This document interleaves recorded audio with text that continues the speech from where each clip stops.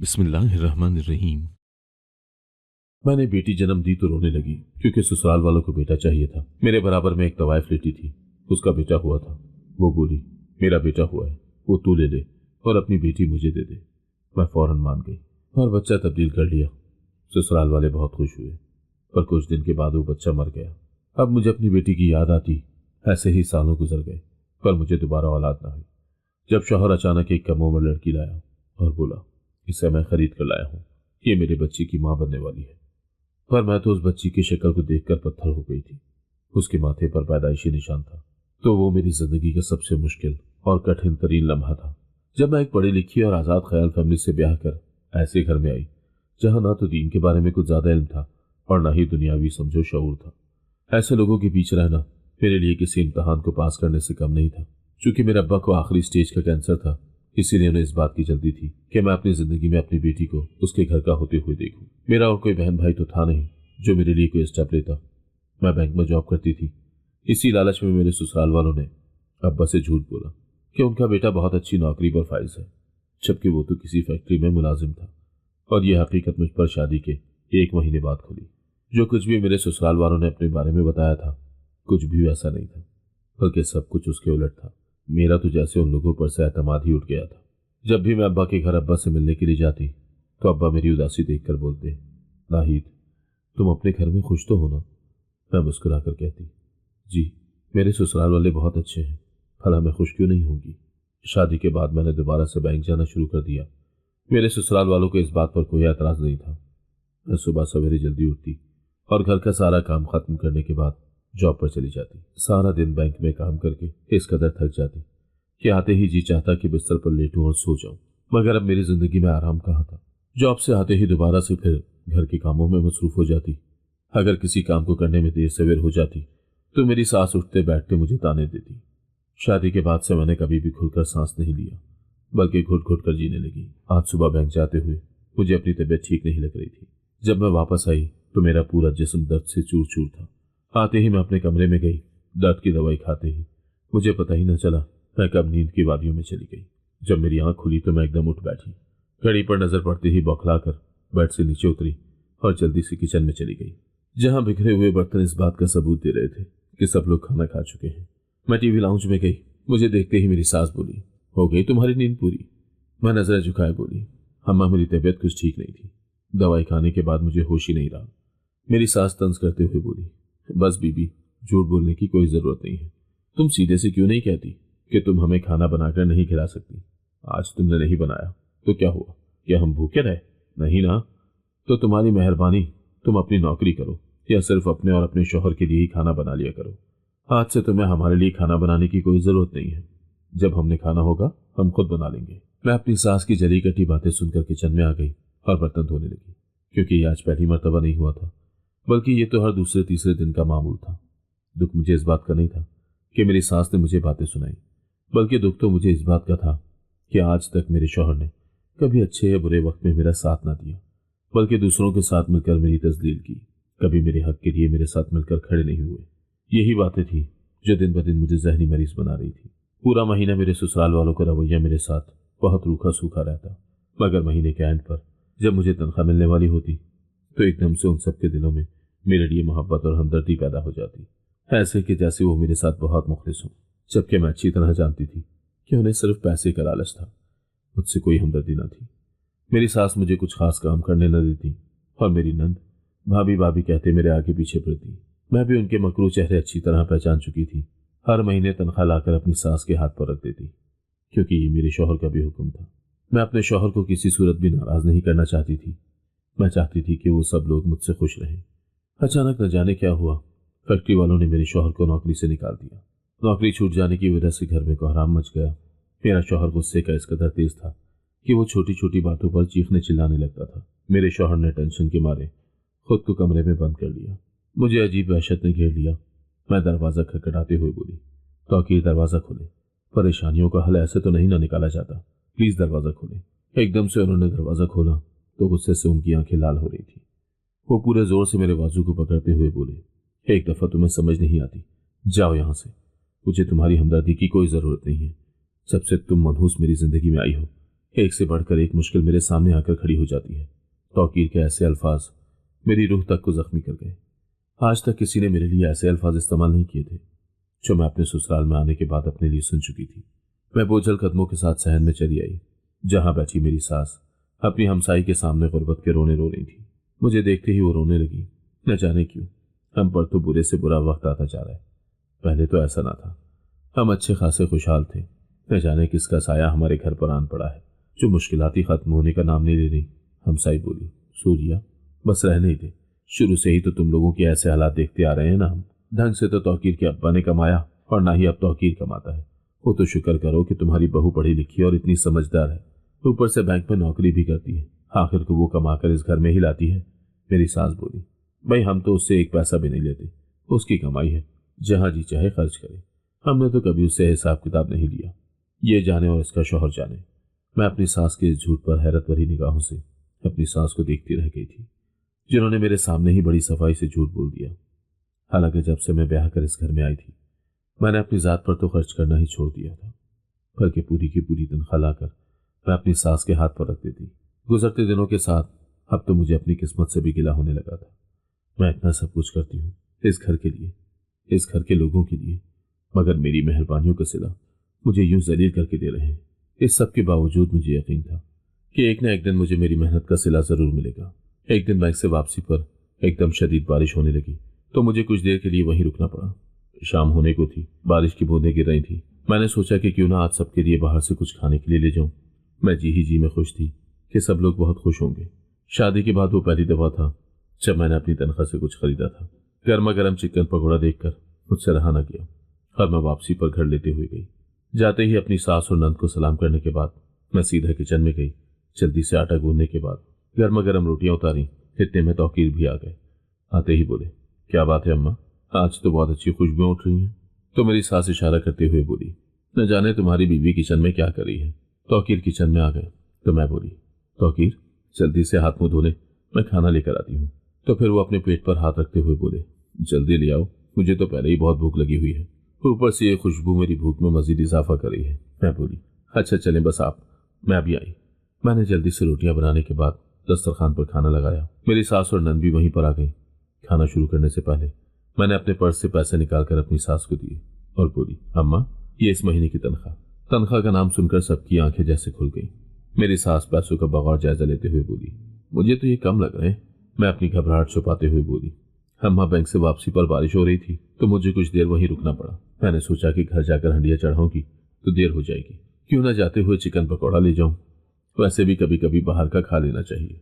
मेरी सास मुंह बनाते हुए बोली, बीबी तुम्हें खाना था तो तुम अपने लिए ले आती, हमें तो बाहर का खाना खाने की आदत नहीं है। बिला वजह इतने पैसे लगा दिए, अब पूरा महीना मैं इन पैसों से घर के अखराजात पूरे कैसे करूंगी। ऊपर से तुम्हारा ये निकट्ठू शौहर है जो कुछ काम काज करके राजी नहीं है।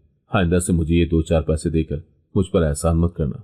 तौकीर जो खाना खाने के लिए उसी तरफ आ रहा था, मेरी सास की बातें सुनकर बोले, अम्मा एक तो तुम हर वक्त न जाने क्यों ताने देती रहती हो, मैं न सही नाहिद तो सारे घर का बोझ उठा रही है ना, और फिर इस बात से क्या फर्क पड़ता है कि मैं कमा कर लाऊं या फिर मेरी बीवी। अम्मा कम अज कम खाने के वक्त तो ऐसी बातें मत किया करो। तौकीर की अम्मा बोली, हाँ हाँ अब तो तुम भी अपनी बीवी की जबान बोलोगे। मेरी सास गुस्से से खाना छोड़कर अपने कमरे में चली गई। उसके जाने के बाद तौकीर बिला वजह गुस्सा करने लगी।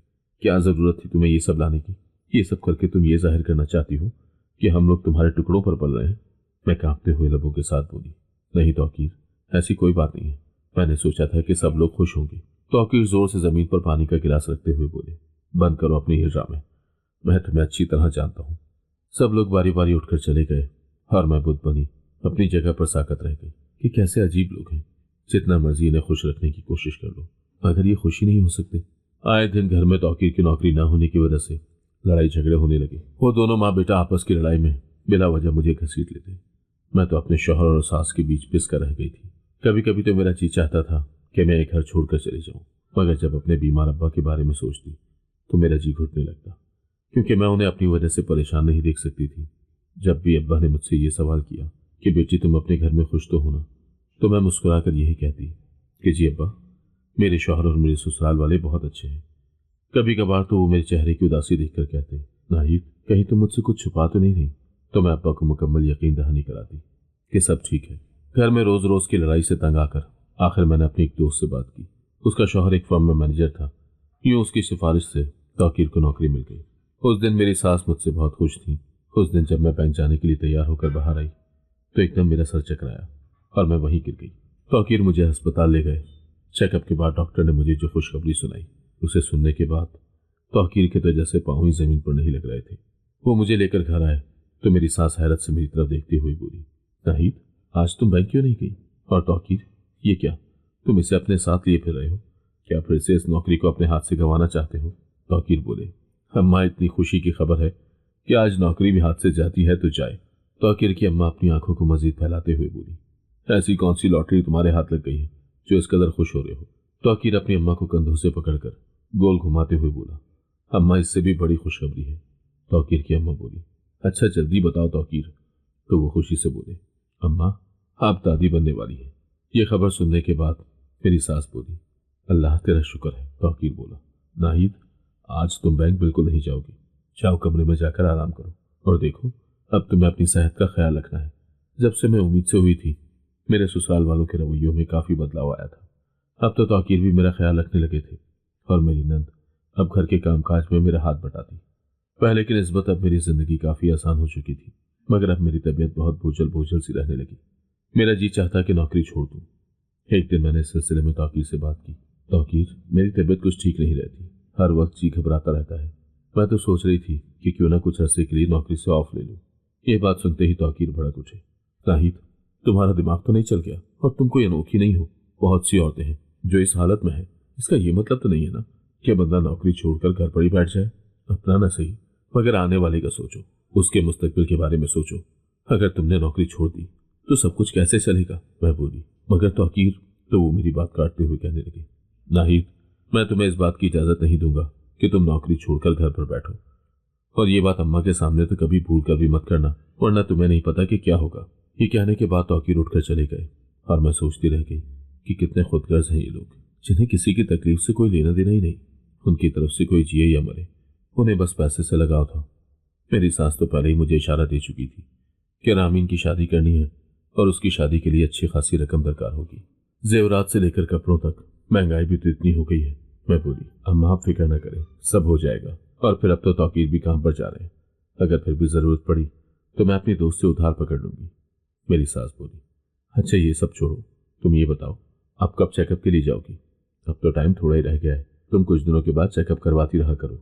मुझे तो उस दिन का बेसब्री से इंतजार है जब मैं अपने पोते को अपनी झोली में खिलाऊंगी और उसकी किलकारियां पूरे घर में गूंजेंगी। मैं हैरानी से अपनी सास की तरफ देखने लगी, जिन्हें लड़की की ख्वाहिश थी, और तौकीर भी मुझसे कई मरतबा जिक्र कर चुके थे कि उन्हें लड़का ही चाहिए, वरना वो दूसरी शादी कर लेंगे। अब तो दिन रात अल्लाह ताला से मेरी बस यही दुआ थी कि वो मुझे बेटा अता फरमाए, वरना इस घर में मेरी जिंदगी अजीरन थी। तौकीर ने डॉक्टर से टाइम ले रखा था। अल्ट्रासाउंड के लिए डॉक्टर मुझे कमरे में ले गई और तौकीर को वहीं पर इंतजार करने का कहा। अल्ट्रासाउंड करते हुए मैं ना चाहते हुए भी डॉक्टर से पूछ बैठी, हालांकि मुझे इससे कोई फर्क नहीं पड़ता था, बेटा हो या बेटी, मुझे तो दोनों ही अजीज थे। मैंने डॉक्टर से पूछा, डॉक्टर, क्या आप बता सकती हैं कि मेरा बेटा होगा या बेटी? डॉक्टर मेरी तरफ देखकर मुस्कुराई और बोली, पहले आपके कितने बच्चे हैं? मैंने कहा, मेरी शादी को अभी सिर्फ चंद माह ही हुए हैं।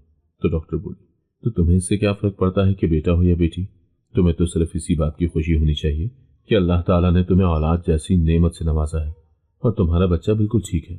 डॉक्टर ने तौकीर से मेरी डाइट का खास ख्याल रखने को कहा, क्योंकि मुझे कमजोरी बहुत ज्यादा थी। डॉक्टर ने मुझे खास नसीहत की कि ज्यादा से ज्यादा दूध और फल का इस्तेमाल करो, मगर मेरे ससुराल में 2 वक्त की रोटी ही नसीब होना किसी नेमत से कम न था, जबकि मैं खुद कफील थी। तौकीर हाथ में मेरी फाइल पकड़े बोले, ये डॉक्टर्स भी ना अच्छे भले इंसान को मरीज बना देते हैं, अब तुम्हें देख लो, अच्छी भली हो। और डॉक्टर ने कहा है कि तुम बहुत कमजोर हो, तुम्हें डॉक्टर की बातों पर ध्यान देने की कोई जरूरत नहीं है, ये तो बस पैसे बटोरने के चौंचले हैं और कुछ नहीं। अब हम दोबारा से चेकअप करवाने के लिए नहीं आएंगे, बल्कि डिलीवरी के वक्त ही आएंगे, बिना वजह दिमाग खराब करके रख देते हैं। घर में दाखिल होते ही मेरी सास ने जो पहला सवाल किया वो ये था कि क्या बताया डॉक्टर ने, बेटी है या बेटा? मैं बोली, माँ जी, मैंने डॉक्टर से पूछा था, मगर डॉक्टर ने कुछ नहीं बताया। तो वो अपनी कमर पर हाथ रखते हुए बोली, ऐसे कैसे नहीं बताया? सीधे से कहो तुम हमें नहीं बताना चाहती। मैं बोली, माँ जी, ऐसी कोई बात नहीं है, अगर डॉक्टर ने बताया होता तो मैं आपको जरूर बताती, और वैसे भी बेटा हो या बेटी, मुझे इससे कोई फर्क नहीं पड़ता, जो भी होगी मेरी तो औलाद होगी। तो मेरी सास एकदम गुस्से से भड़क पड़ी और बोली, खबरदार, जो इस घर में बेटी का नाम भी लिया, मुझे सिर्फ पोता चाहिए। मैं बेबसी से बोली, अम्मा, बेटा या बेटी ये मेरे हाथ में तो नहीं है। मेरी सास हाथ उठाते हुए बोली, बस मुझे मजीद कोई बहस नहीं सुननी। मैं खामोशी से आंसू बहाती हुई कमरे में चली गई। मुझे दुख इस बात का नहीं था कि मेरी सास को बेटी के नाम से चिढ़ है। दुख तो इस बात का था कि तौकीर भी बेटा चाहते थे। अब तो दिन रात सोते जागते, उठते बैठते अल्लाह ताला से एक ही दुआ थी। चूंकि मेरा आखिरी महीना था, इसीलिए बैंक की तरफ से मुझे 3 महीने की छुट्टी दी गई। ये मेरे लिए किसी नेमत से कम नहीं था, क्योंकि इस हालत में सुबह से शाम तक बैठे रहना बहुत मुश्किल था। अगर मेरी सास और शौहर के बस में होता तो वो मुझे कभी भी यूं घर ना बैठने देते। रात के वक्त अचानक एकदम मेरी तबीयत खराब हो गई। मैं तकलीफ की वजह से कराने लगी। मेरे पास लेटे तौकीर बेखबरी की नींद सो रहे थे। मैंने उन्हें बाजू से पकड़कर हिलाया कि मुझे हॉस्पिटल ले चले। मैंने बहुत मुश्किल से कुछ जरूरी कपड़े अपने साथ लिए। मैं और तौकीर अस्पताल चले गए। मैंने तौकीर से कहा कि अम्मा को जगा दे। तौकीर बोले, अभी पता नहीं क्या होगा, अम्मा को सोई रहने दो। यूं जब हम अस्पताल पहुंचे तो मुझे फौरन लेबर रूम में ले जाया गया। कुछ देर के बाद अल्लाह ताला ने मुझे चांद जैसी खूबसूरत बेटी से नवाजा। डॉक्टर मुझे मुबारकबाद देते हुए बोली, माशाअल्लाह, बहुत खूबसूरत बेटी है आपकी। तो मैं रोने लगी। मेरे आंसू देखकर मेरा दुख डॉक्टर और नर्स से भी समझ न पाई। उन्हें लगा कि शायद ये खुशी के आंसू हैं। मेरे साथ ही एक दूसरी औरत की डिलीवरी हुई थी। वो मेरे बराबर मिली थी, एक तवाइफ थी। उसके यहाँ बेटा हुआ था, मगर उसके चेहरे पर किसी किस्म की कोई खुशी या गम के तासुरात नहीं थे। वो तजस्सुस भरी निगाहों से मेरी तरफ देखती रही। मेरी आंखों से मुसलसल आंसू रवा थे। शायद वो मेरा दुख समझ गई और बोली, मेरा बेटा हुआ है, वो तू ले ले और अपनी बेटी मुझे दे दे। ये सुनकर मुझे जैसा शौक लगा। मैंने अपनी बेटी को अपने सीने से लगा लिया कि मैं अपने जिगर के टुकड़े को कैसे किसी और की झोली में डाल दूं, मगर मेरे पास उसके सिवा और कोई चारा भी नहीं था। तो मैं फौरन मान गई और बच्चा तब्दील कर लिया। ये बात डॉक्टर भी अच्छी तरह जानती थी। मैंने डॉक्टर की मिन्नत की कि इस बारे में मेरे शौहर या मेरे ससुराल वालों को कुछ ना पता चले। डॉक्टर मुझे तसल्ली देते हुए बोली, तुम फिक्र न करो, मैं उन्हें कुछ नहीं बताऊंगी। बेटे की खबर सुनकर तौकीर के साथ साथ मेरी सास और नंद सब बहुत खुश थे। बेटा होने की खुशी में मोहल्ले भर में मिठाई बांटी गई। मगर जब से मैं हॉस्पिटल से आई थी, खोई खोई सी रहने लगी थी। अक्सर जब भी मुझे तौकीर बुलाते तो जैसे मैं ख्यालों की दुनिया से एकदम बाहर आ जाती। मेरी इस हालत को मेरे ससुराल वालों में से किसी ने भी नोटिस न किया। जब भी मुझे इस बात का ख्याल आता कि अगर कभी तौकीर को यह पता चला कि ये उसका नहीं बल्कि किसी और का बच्चा है, तो न जाने वो मेरे साथ क्या करेगा। यह ख्याल आते ही मेरी रूह कांप जाती, क्योंकि सच्चाई छुपाए नहीं छुपती, कभी न कभी सामने आ ही जाती है। ये ख्याल आते ही मेरा दिमाग लरस कर रह जाता, मगर यह सोचकर मैं खुद को तसल्ली देती कि आखिर तौकीर को पता कैसे चलेगा। न जाने वो तवाइफ कहाँ से आई थी। मुझे हॉस्पिटल से घर आए 1 हफ्ता ही हुआ था कि दोबारा से पूरे घर का बोझ मेरे कंधों पर आन पड़ा। मेरी कमर और कंधों में हर वक्त दर्द रहने लगा, मगर मैं अपनी तकलीफ की परवाह किए बगैर दोबारा से अपने ससुराल वालों को राजी करने में लग गई। बच्चा ज्यादातर मेरी सास के पास होता, वो बस बैठे बैठे मेरे ऊपर हुक्म चलाती। अगर कभी मैं अपनी तकलीफ का कहती तो मेरी सास बोलती, तुम्हारा अभी से ये हाल है, हमने तो इतने बच्चे जने, मगर मजाल है जो कभी किसी से दर्द का जिक्र किया हो। आजकल की लड़कियां तो तौबा तौबा, उन्हें बस बहाना चाहिए होता है काम ना करने का, जबकि खुद की बेटी सारा सारा दिन सोई रहती। अगर कभी मैं बच्चे को गोद में लेकर बैठ जाती तो जैसे मेरी सास को चुभन होती, फौरन से किसी न किसी काम का मुझे कहकर उठा लेती। मेरी जिंदगी से तो जैसे सुकून ही खत्म हो गया। एक दिन वो हुआ जिसका कभी किसी ने सोचा भी नहीं था। बच्चे को बुखार हुआ। मेरे कहने के बावजूद तौकीर उसे अस्पताल न लेकर गए। वो रात को सोया। सुबह मैंने उसे दूध पिलाने के लिए जगाया तो बच्चे ने अपनी आंखें न खोली। मैं एकदम घबरा गई। जैसे ही मैंने बच्चे की नब्ज चेक की तो वो इस दुनिया में था ही नहीं। अपनी पैदाइश से 15 दिन बाद बच्चा मर गया। उसकी मौत का जिम्मेदार भी मुझे ठहराया गया। मैंने अच्छे से उसकी देखभाल नहीं की थी। रो रो कर सदमे से मेरा बुरा हाल था। हालांकि वो मेरी अपनी औलाद नहीं था, मगर उसके इतने दिन के साथ ने मेरे दिल में उसकी जगह बना दी। मैं एक माँ की तरह उससे प्यार करने लगी थी। ये तो कभी मैंने सोचा भी नहीं था कि वो यूं चुपचाप मुझे छोड़कर चला जाएगा। बच्चे के जाने के बाद मैं बहुत अकेली हो गई थी। तौकीर और उसके घर वाले मुझसे सीधे मुंह बात नहीं करते थे। हालांकि मेरा दुख उनसे बढ़कर था। एक माँ से बड़ा दुख किसी और का नहीं हो सकता। ये बात मेरे ससुराल वाले समझने से कासिर थे। बेटे के गुजर जाने के बाद अब मुझे अपनी बेटी की याद आती। जब तक वो बच्चा मेरी गोद में था मुझे अपनी बेटी की कमी महसूस नहीं होती थी, मगर उस बच्चे के चले जाने के बाद तो जैसे मेरी जिंदगी रुक सी गई। बार बार मेरे दिल में यह ख्याल आता कि शायद मेरे अल्लाह की तरफ से मुझे ये सजा मिली है। पहले तो मैंने अपनी बेटी खोई, उसके बाद वो बच्चा भी खो दिया। दुनिया को राजी करते करते मैंने उस रब को नाराज कर दिया। शायद ये मुझे उसकी सजा मिली है। मेरा दिल मेरी बेटी की याद में तड़पता था, मगर मैं अपनी तड़प किसको दिखाती? कौन था जो मेरी तड़प देखता, मेरी बेटी को ढूंढ कर लाता? एक तरफ तो मुझे अपनी बेटी का गम था, जबकि दूसरी तरफ उस बच्चे से बिछड़ जाने का दुख था।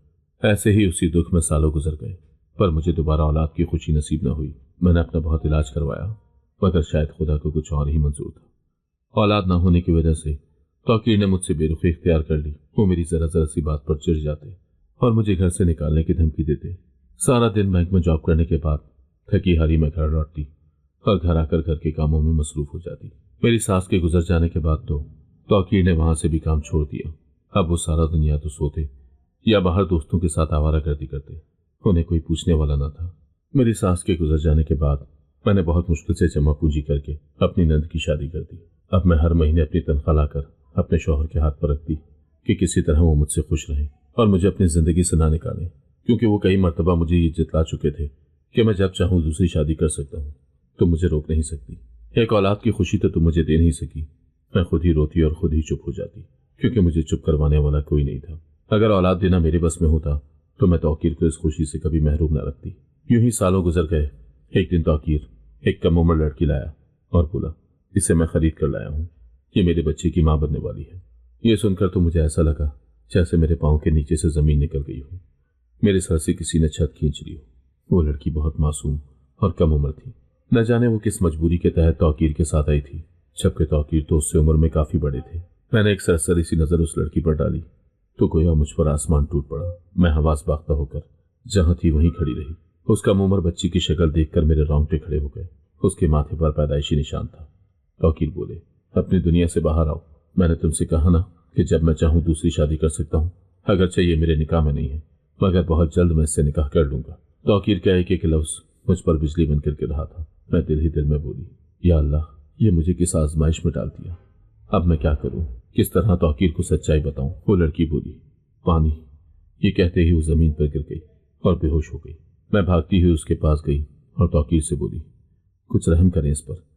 इसकी और आपकी उम्र में जमीन और आसमान का फर्क है। कहाँ ये मासूम बच्ची और कहाँ आप? तौकीर ने वो कर दिया था जिसका मुझे अंदाजा भी नहीं था। जिंदगी में ये पहली दफा था जब तौकीर ने मुझ पर हाथ उठाया। मैं अपनी तकलीफ की परवाह किए बगैर उस लड़की को उठाकर कमरे में ले गई। मुझे उसके चेहरे पर खौफ नुमाया नजर आ रहा था। कमरे में ले जाकर मैंने उसके मुंह पर पानी के छींटे मारे तो वो घबरा कर एकदम उठ बैठी और मुझसे दूर होते हुए बोली, मुझे हाथ मत लगाना, दूर हो जाओ मुझसे। मैं उसकी कैफियत अच्छी तरह समझ सकती थी। मैं उसके करीब होते हुए बोली, मुझसे मत डरो। तो वो मुझसे लिपट गई। उस लड़की के इस अमल ने मेरी रूह तक को सरशार कर दिया था। मैं उसे खुद से जुदा करते हुए बोली, घबराओ मत, मैं हूं ना। तो वो सवालिया नजरों से मेरी तरफ देखने लगी। मैं उसे कमरे में छोड़कर खाना लेने के लिए किचन में गई तो तौकीर टीवी लाउंज में बैठे बहुत घबराए हुए थे। मुझे देखते ही उठ खड़े हुए और बोले, कैसी है वो, होश आया नहीं? अगर नहीं आया तो उसे डॉक्टर के पास ले जाता हूँ। मैंने तौकीर की बात का कोई जवाब न दिया और किचन में चली गई। जिंदगी में पहली मर्तबा हुआ था कि मैं तौकीर से इस कदर बेरुखी बरत रही थी, वरना तो मेरी इतनी जुर्रत ही नहीं थी कि मैं तौकीर की बात का जवाब दिए बगैर गुजर जाती। और ये जुर्रत मुझ में उस लड़की की वजह से आई थी जिसे इस वक्त मेरी बहुत जरूरत थी। मैंने जल्दी से खाना निकाला और लेकर कमरे में चली गई। अंदर से दरवाजा लॉक कर लिया। कुछ देर के बाद दरवाजे पर दस्तक हुई तो वो एकदम घबरा गई। मैं इशारा करते हुए बोली, घबराने की जरूरत नहीं है, मैं हूं ना। मैंने उसे वहीं पर बैठने को कहा और खुद दरवाजे के पास जाकर बोली, क्या चाहिए? तौकीर आवाज देते हुए बोले, मैं बाहर जा रहा हूँ, अगर कुछ चाहिए तो बता दो। मैं बोली, कुछ नहीं चाहिए। रात होते ही मुझे मुख्तलिफ वसवसों ने घेर लिया। पूरी रात मैं सो न सकी। यही सोचती रही कि इस लड़की को अकेले छोड़कर कैसे जॉब पर जाऊं। ये ना हो कि मेरे जाने के बाद तौकीर उसके साथ कुछ उल्टा सीधा कर गुजरे। सुबह होते ही मैंने उसे नाश्ता करवाने के बाद ताकीद की कि जो मर्जी हो जाए तुम अंदर से दरवाजा मत खोलना जब तक मैं ना आ जाऊं। जब से वो इस घर में आई मैंने उसकी आवाज न सुनी, न उसने मुझसे कोई बात की।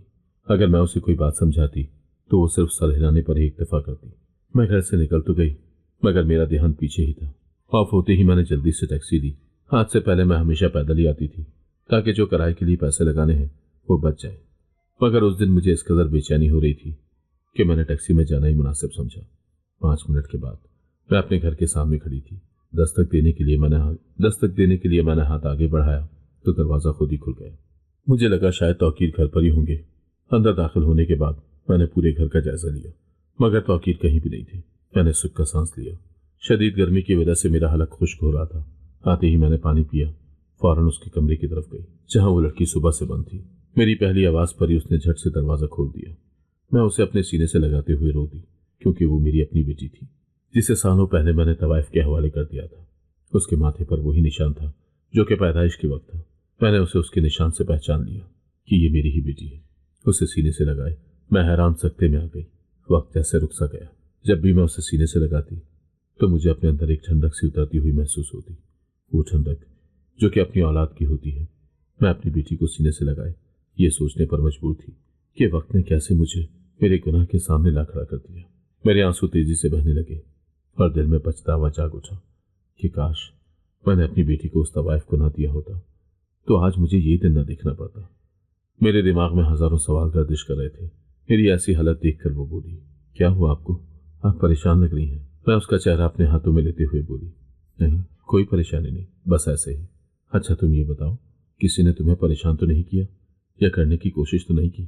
तो वो बोली, नहीं ऐसा कुछ भी नहीं हुआ। मैं जिंदगी के उस दोराहे पर खड़ी थी जहां पर यह बताना या तस्लीम करना मुश्किल था कि यह लड़की मेरी बेटी है, जबकि तौकीर के मुताबिक वो तो उम्मीद से थी। ये बात मुझे अंदर ही अंदर मार रही थी। मुझे तौकीर की बात पर यकीन न आया तो एक दिन मैं उसे अपने साथ लिए अस्पताल चली गई। चेकअप के बाद मुझे ये जानकर खुशी हुई कि जो तौकीर ने कहा था वो झूठ था। ये जानने के बाद मेरे दिल को कुछ तसल्ली हुई और मैं उसे लेकर वापस घर आ गई। तौकीर पहले से ही मेरा मुंतजर था। मुझे देखते ही वो अपने माथे पर बल डालते हुए बोला, कहाँ लेकर गई थी तुम इसे, और तुम्हारी हिम्मत कैसे हुई मेरी इजाजत के बगैर इसे अपने साथ ले जाने की? तौकीर का लहजा इस कदर करख था कि वो बच्ची सहम कर मेरे साथ लग गई। मैं उसका हाथ अपने हाथ में लेते हुए बोली, डरो नहीं, मेरे होते हुए तुम्हें किसी से डरने की जरूरत नहीं है। जाओ तुम अंदर जाओ, मैं इनसे बात करके आती हूँ। उसके जाने के बाद मैं तौकीर के रूबरू होते हुए बोली, तौकीर आपने मुझसे झूठ क्यों बोला? तौकीर बोले, कैसा झूठ? तुम किस झूठ की बात कर रही हो? मैं गुस्से से बोली, यही झूठ कि वो लड़की आपके बच्चे की मां बनने वाली है, जबकि ऐसा तो कुछ भी नहीं है। तौकीर अपने माथे पर आया पसीना साफ करते हुए बोले, तुम ये कैसे कह सकती हो कि मैंने तुमसे झूठ बोला? मैं बिल्कुल सच कह रहा हूं। मैं बोली, खुदा का खौफ करें, अगर उसकी जगह आपकी अपनी बेटी होती तो क्या आप तब भी ऐसा ही करते? तौकीर एकदम चीख कर बोले, बंद करो अपनी बकवास, शर्म नहीं आती तुम्हें ऐसी बात करते हुए? मैं बोली, आपको उस वक्त शर्म आई थी जब आपने मुझसे इतना बड़ा झूठ बोला? मैं उंगली उठाकर तौकीर को धमकी देते हुए बोली, खबरदार, अगर आपने इस बच्ची पर बुरी नजर डाली तो मैं ये भूल जाऊंगी कि आप मेरे शौहर हैं। तौकीर बोले, एक औरत से अपनी सौतन बर्दाश्त नहीं होती और तुम हो कि उसे अपने साथ लगाए लगाए फिर रही हो, ये जानते हुए भी कि मैं उससे शादी करने वाला हूँ। तौकीर, जिस दिन आप सच्चाई जान जाएंगे उस दिन आपको खुद से शर्म नहीं आएगी बल्कि घिन आने लगेगी। इसीलिए बेहतर है ऐसे अल्फाज मुंह से ना निकालें जो बाद में आपकी शर्मिंदगी का बायस बने और आप खुद से नजरें मिलाने के काबिल भी न रहे। मेरी बात सुनकर तौकीर हक्का बक्का मेरी तरफ देखता रह गया। 2 दिन तक मेरे और तौकीर के दरमियान मुकम्मल खामोशी रही। हमने एक दूसरे से बात तक न की, मगर हाँ, हमेशा की तरह मैं तौकीर का हर काम वक्त पर करती रही। हमारे दरमियान ऐसा था जैसे सिर्फ नाम का रिश्ता हो। हम एक ही छत के नीचे 3 लोग अजनबियों की तरह रह रहे थे। उस दिन में मैं जल्दी जल्दी घर का काम निपटाने के बाद तेज तेज कदम उठाते हुए बाहर सड़क पर आई। लेट तो मैं पहले ही हो चुकी थी। उधर से मैंने रिक्शा लिया। इसके बावजूद मैं काफी लेट हो चुकी थी और उसकी वजह मेरा रात भर जागना था। जब से मुझे ये पता चला कि वो लड़की मेरी बेटी है, तब से मेरी रातों की नींदें हराम थी। ये नहीं था कि मुझे अपनी बेटी से मिलने की खुशी नहीं, बल्कि ये सोच सोच कर मेरा दिमाग चकरा जाता कि मैं किस तरह ये बात तौकीर को बताऊंगी और क्या ये सब जानने के बाद तौकीर अपनी बेटी को अपनाएगा या नहीं, या मुझे इस घर में रखेगा, क्योंकि ये कोई छोटा नहीं बल्कि बहुत बड़ा गुनाह था जो मुझसे सरजद हो चुका था। और इन सब की गुनहगार मैं ही नहीं बल्कि मेरा शौहर और मेरे ससुराल वाले भी थे। अगर माशरे में बेटी की पैदाइश पर बेटे की पैदाइश को फौकियत दी जाती है, और ये बात मैं अच्छी तरह जान चुकी थी। मैं एक माँ थी, अपनी बेटी से बिछड़े हुए अगरचा मुझे कई साल हो चुके थे, मगर इसके बावजूद मेरे दिल में मेरी बेटी के लिए मोहब्बत कभी खत्म नहीं हुई थी। मैं अपने ससुराल वालों के आगे झुक गई। बदले में अपनी बेटी को खुद से दूर कर दिया, उसे ऐसे हाथों में सौंपा जहां वो महफूज नहीं थी।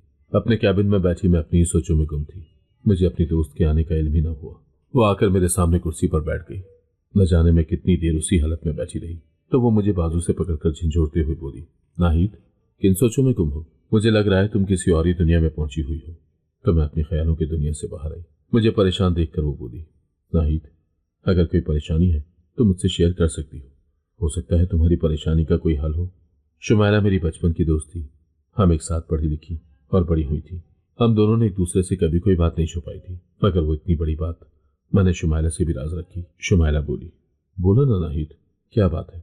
मैंने हिचकिचाते हुए सारी बात शुमाइला की गोश गुजार कर दी और बोली, मुझे तो कुछ समझ ही नहीं आ रहा कि मैं क्या करूं। डरती हूं कि अगर मैंने तौकीर को ये सब बता दिया तो क्या वो मुझे और अपनी बेटी को अपनाएंगे, जबकि वो तो जानते भी नहीं है कि ये उन्हीं की बेटी है जिससे वो निकाह करना चाहते हैं। मेरी बात सुनकर शुमाइला मुझे अजीब निगाहों से देखने लगी। नाहिद, कैसी माँ हो तुम, जिसने दूसरों की खुशी की खातिर अपने जिगर के टुकड़े को खुद से दूर कर लिया। मैं जज्बाते होते हुए बोली, शुमाइला, मैंने बहुत बड़ी गलती कर दी। मैं बिल्कुल नहीं जानती थी कि मेरा किया जाने वाला गुनाह यूं इस तरह मेरे सामने आकर खड़ा हो जाएगा। शुमाइला बोली, लेकिन तुमने उसे पहचाना कैसे कि वो तुम्हारी बेटी है? मैंने कहा, पैदाइश के वक्त उसके माथे पर पैदाइशी निशान था, बस उसी निशान की वजह से मैंने जाना कि वो मेरी बेटी है। और शुमाइला, तुम्हें पता है, जब भी मैं उसे अपने सीने से लगाती हूँ तो मुझे बहुत सुकून मिलता है। ऐसा लगता है जैसे मेरे सालों की मुसाफत अब तय हुई है। अब तुम ही मुझे बताओ कि मुझे क्या करना चाहिए, मैं किस तरह उन्हें बताऊं? शुमाइला मुझे हौसला देते हुए बोली, नाहिद, तुम इस बात की फिक्र मत करो कि वो तुम्हारी बेटी है, तुम्हें घर से निकाल देगा। तुम पढ़ी लिखी हो, जॉब करती हो, अगर उसने तुम्हें घर से निकाल भी दिया तो तुम्हारे लिए अपनी बेटी की कफालत करना कोई मुश्किल काम नहीं है। तुम ऐसा करो, घर जाओ और जाकर इत्मीनान से तौकीर भाई से बात करो। उन्हें बताओ कि वो उन्हीं का खून है। तुम देखना, जैसा तुम सोच रही हो ऐसा कुछ भी नहीं होगा। ये जो औलाद की मोहब्बत होती है ना, माँ बाप को कमजोर बनाकर झुकने पर मजबूर कर देती है।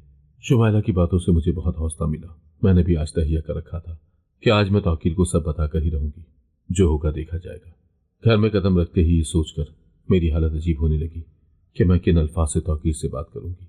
मैं जाते ही अपनी बेटी से मिलने के बाद अपने कमरे में गई, जहां तौकीर बेखबरी की नींद सो रहे थे। मेरी आहट सुनकर वो उठ बैठे। मैं बोझल कदमों के साथ चलती हुई तौकीर के पास गई। मुझे समझ ही नहीं आ रहा था कि मैं बात कहां से शुरू करूं। मैं अपने हाथों को मसलते हुए बोली, तौकीर, मुझे आपसे बहुत जरूरी बात करनी है, मगर पता नहीं कि मेरी बात सुनने के बाद आपका रद्द अमल क्या होगा। तौकीर अपने हाथों की मुट्ठियों से अपनी आंखों को मलते हुए बोले, क्या बात है, बोलो, मैं सुन रहा हूं।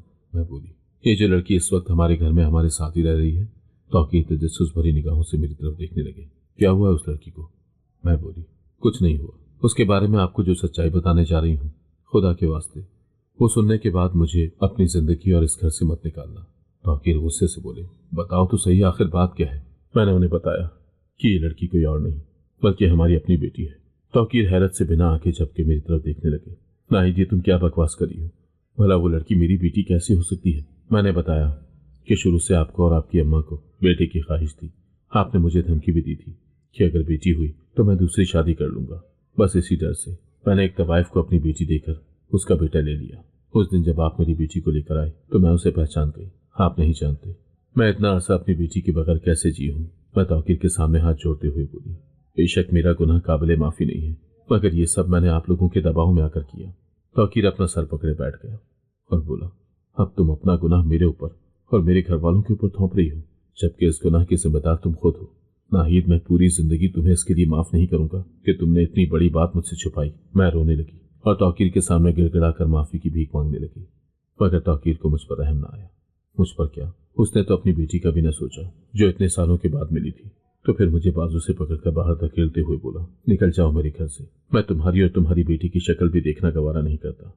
मुझे कमरे से बाहर निकालकर उसने दरवाजा बंद कर लिया। मैं सोचती रह गई कि क्या मेरे इतने सालों की मोहब्बत और खिदमत का यही सिला मिलना था। मुझे उस घर को छोड़ने के लिए ज्यादा सोचना न पड़ा। मैंने अपना कुछ जरूरी सामान साथ लिया और अपनी बेटी को लेकर अपने अब्बा के घर आ गई। आज मैं अपनी बेटी के साथ अपने अब्बा के घर में रह रही हूँ, जहाँ मुझे ये डर नहीं है कि कोई मुझे यहाँ से निकाल देगा। मैंने अपनी बेटी को भी ये सच्चाई बताकर इस बात की नसीहत की कि अगर जिंदगी में कभी भी ऐसा मोड़ आए तो मेरी वाली गलती मत दोहराना, वरना सारी जिंदगी पछतावे के अलावा कुछ हाथ नहीं आएगा। आज मेरे पास माजी के पछतावों के अलावा कुछ भी नहीं है, सिवाय मेरी बेटी के, जो मेरे लिए कुल कायनात है। हमें कभी भी माशरे के दबाव में आकर ऐसा कदम नहीं उठाना चाहिए जो बाद में हमारे लिए पछतावा बने। अगर आपको आज की कहानी पसंद आई है तो वीडियो को जरूर लाइक कीजिएगा और अपने दोस्तों के साथ भी शेयर कीजिएगा। और हाँ, अगर आपने अभी तक हमारा चैनल सब्सक्राइब नहीं किया तो जरूर सब्सक्राइब करें। मिलते हैं कल एक नई और दिलचस्प कहानी के साथ। अल्लाह हाफिज।